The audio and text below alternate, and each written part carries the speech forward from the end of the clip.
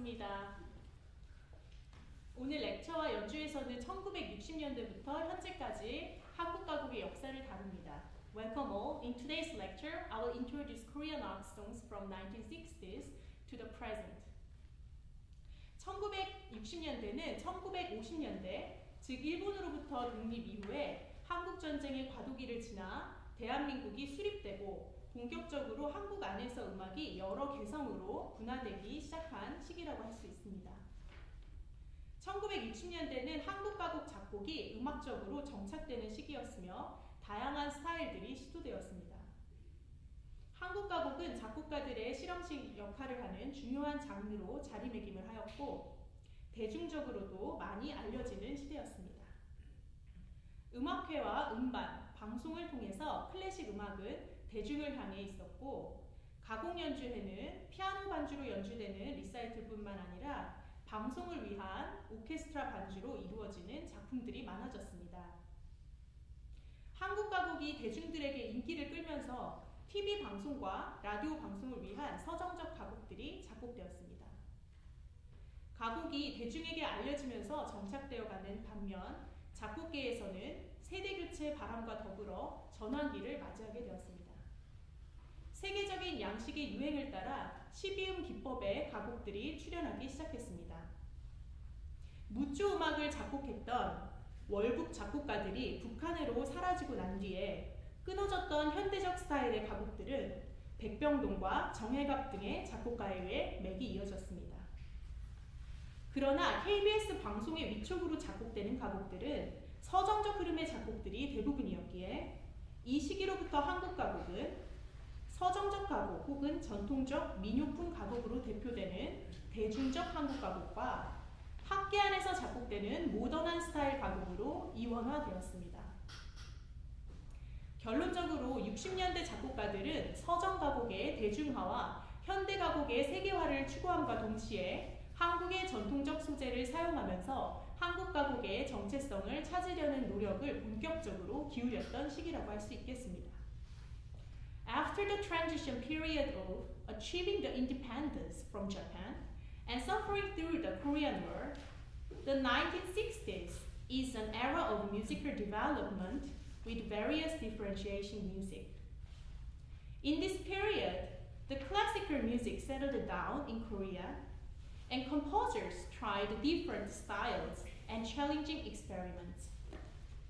The genre of Korean art song was also an important ground for many experimental composers. Also, Korean art song was beginning to spread to the public. Concerts, publication of recordings, and broadcasting spread the Western classical music to the mass. As Korean art songs gained popularity, especially lyrical art songs were written for television and radio broadcast. Whereas Korean art song permeated into the public, the composers faced a transition and a generation shift. Following the global trend, serialism began to appear. The modern style art songs, which died out after the atonal composers defected to North Korea, were restored by composers such as 백병동 and 정혜갑. However, most pieces written under the sponsorship of KBS broadcast were lyrical art songs. From this period on, Korean art song was divided into two styles. First, popular Korean art song in lyrical style, and second, modern style art songs usually written in schools.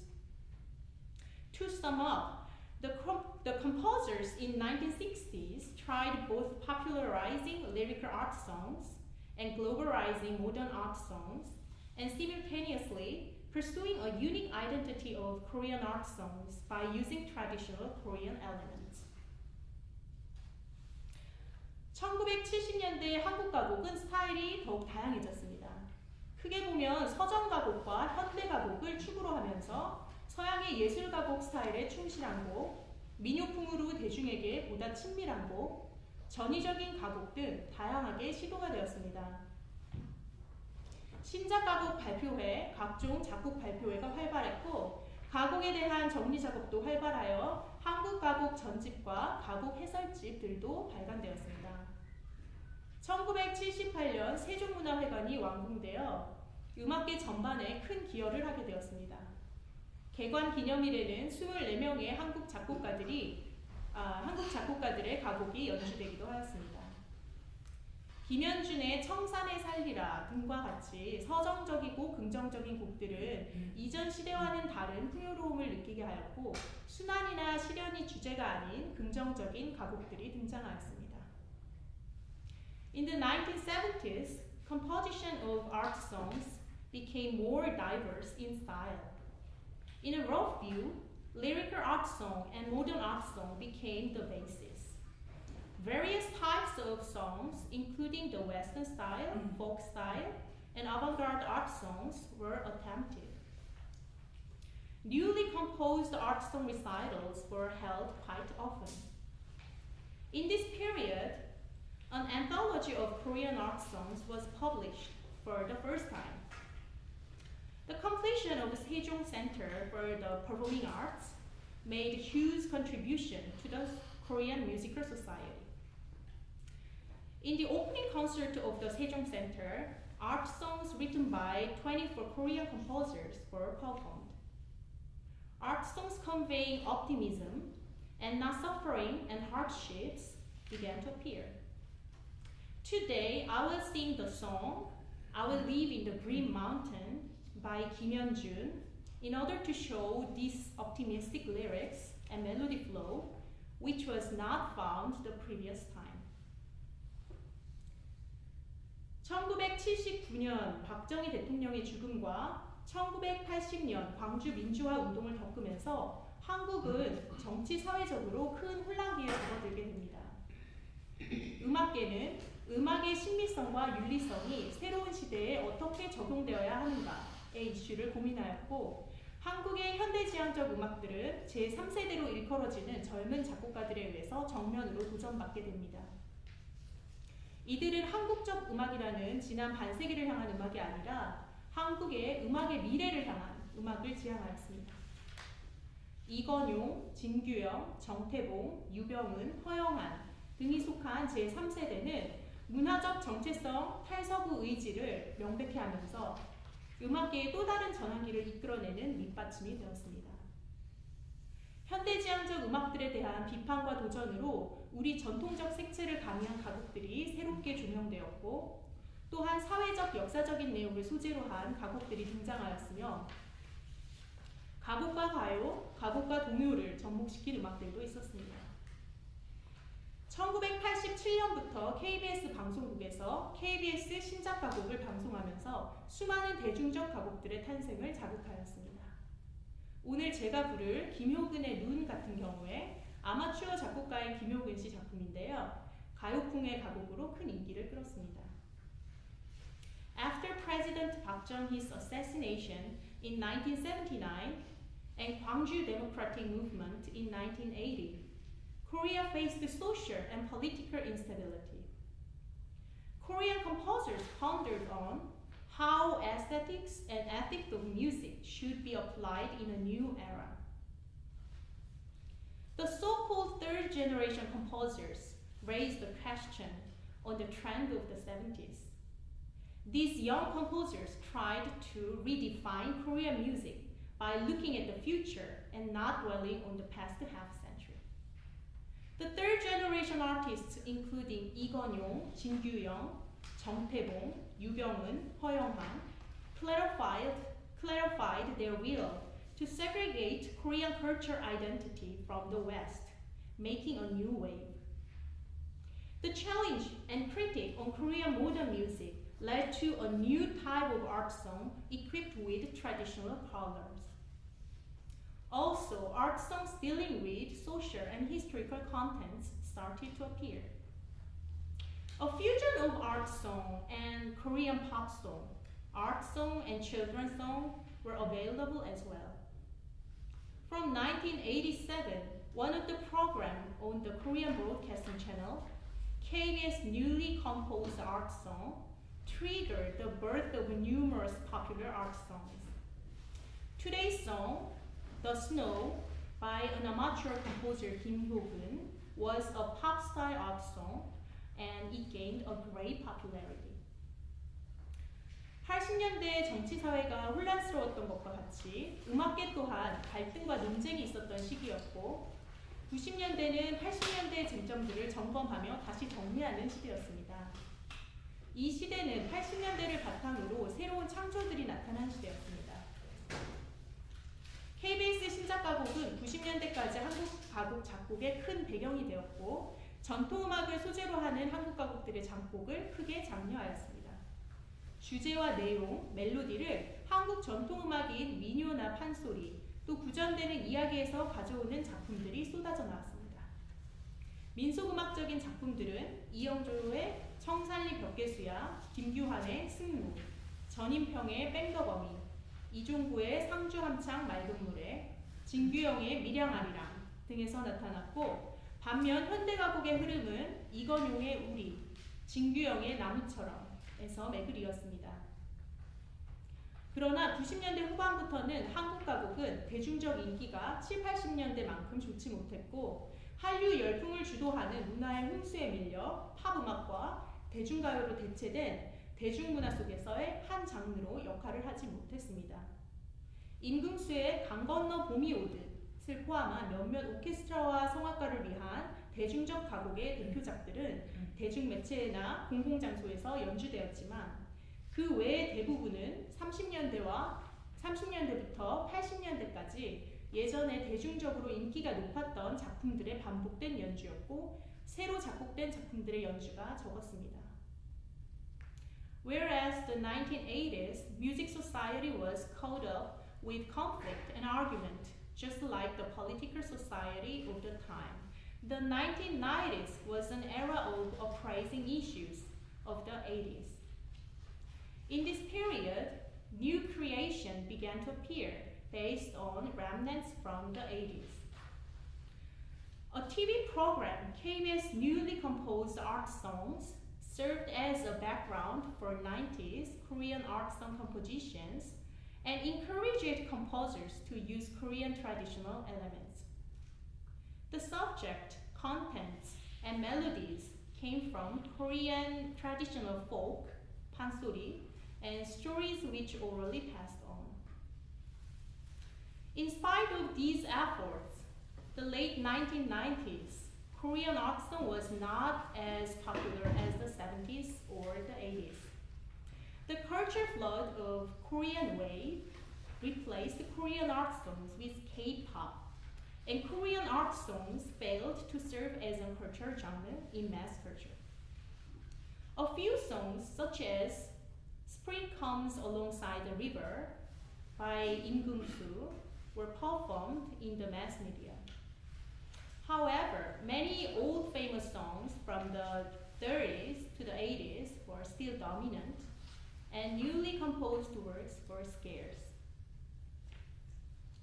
밀레니엄 이후의 한국 가곡은 90년대부터 시작된 한국 대중문화의 폭발적 성장에 밀려 학계의 음악으로서 또는 클래식 음악 전공자들을 중심으로 한 영구적 음악 무대로서 혹은 70, 80년대의 한국 가곡의 정서를 그리워하는 세대를 위한 무대로서 생명을 이어왔습니다. 방송에서 연주되는 곡들은 새롭게 작곡되는 그 시대의 곡이 아닌 30년대부터 70년대까지 서정 가곡들이 대부분이었고 한국 가곡의 새로운 흐름은 정체된 듯이 보였습니다.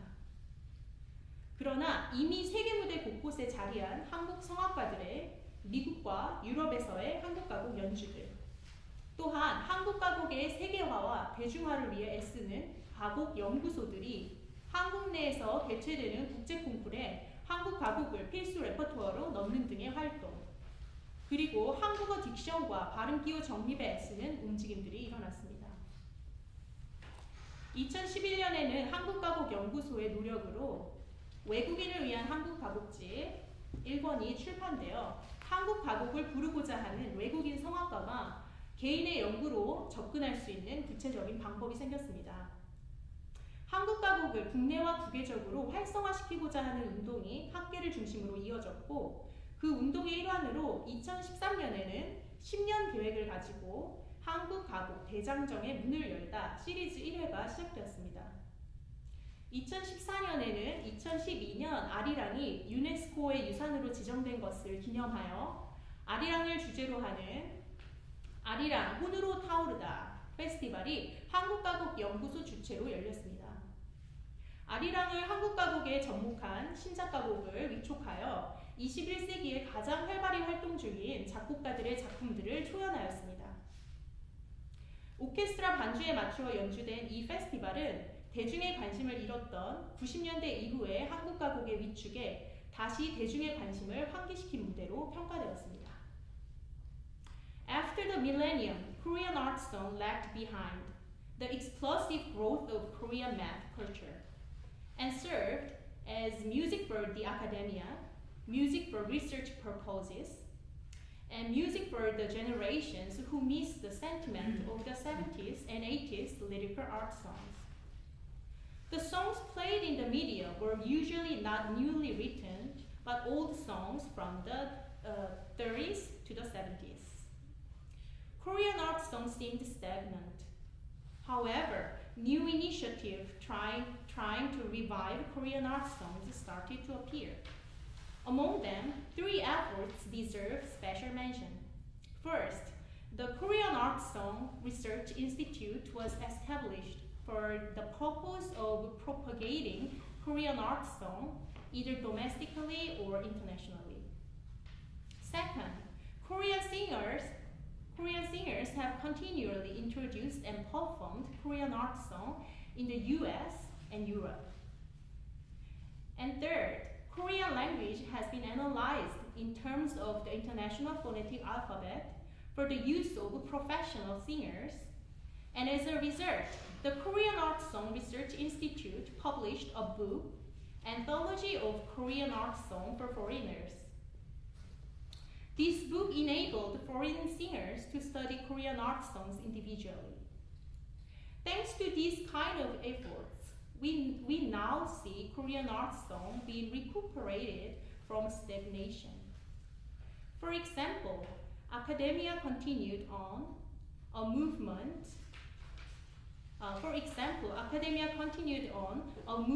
to vitalize Korean art song. And this movement bears fruit of 10-year pilot program, Korean art song, The Long March Has Begun, which was launched in 2013. The other major project was a grand festival of Korean art songs called Arirang Blazed with Soul in 2014. This festival was funded by the Cultural Heritage Administration of Korea to promote and preserve Arirang, which is registered as Intangible Cultural Heritage of Humanity by UNESCO. For the festival, a large number of art songs were composed based on traditional Arirang lyrics. This festival with orchestral accompaniment is evaluated as a performance that awakened public interest for Korean art song after it lost its popularity during the 90s. 이제 연주가 이어지겠습니다. 감사합니다. Now the performance will be followed. Thank you so much.